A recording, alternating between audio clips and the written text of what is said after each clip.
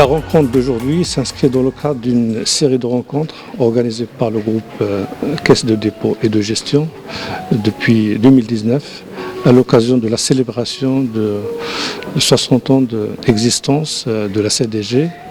Mais il coïncide également avec un débat profond et large engagé à l'échelle nationale dans un but d'élaborer un nouveau modèle économique de développement du Maroc. Comme vous le savez, depuis les années 2000, le Maroc s'est engagé dans des grands projets structurants au niveau des politiques sectorielles, mais également au niveau de la réalisation des grandes infrastructures d'accueil et d'accès, pour ne citer que le cas Tangemed, les zones d'activité économique, les autoroutes, les aéroports, etc., l'offshoring. Et donc, ces efforts,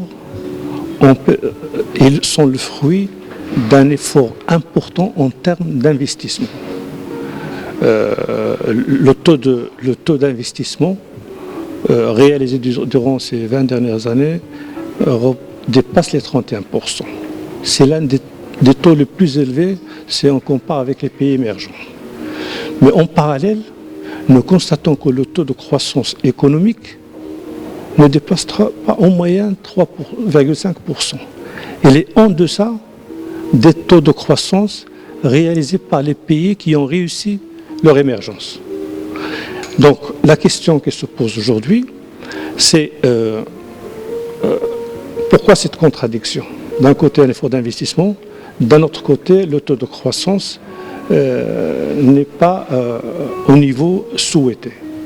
Et bien que le Maroc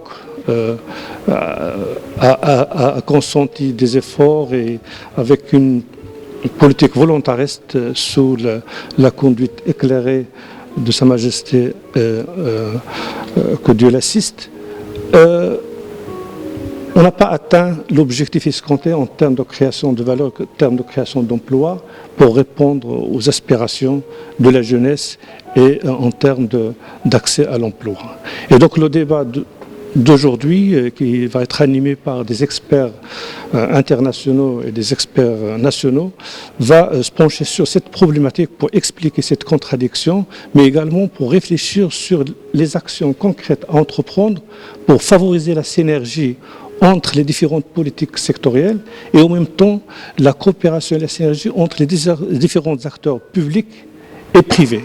Et comment pousser l'entreprise nationale et le secteur privé, donc les entrepreneurs marocains dans le secteur privé, à contribuer activement dans cette transformation de l'économie nationale, bien sûr dans un objectif d'aller vers des métiers mondiaux orientés export pour créer plus de valeur et plus d'emplois et par conséquent répondre aux aspirations de notre jeunesse.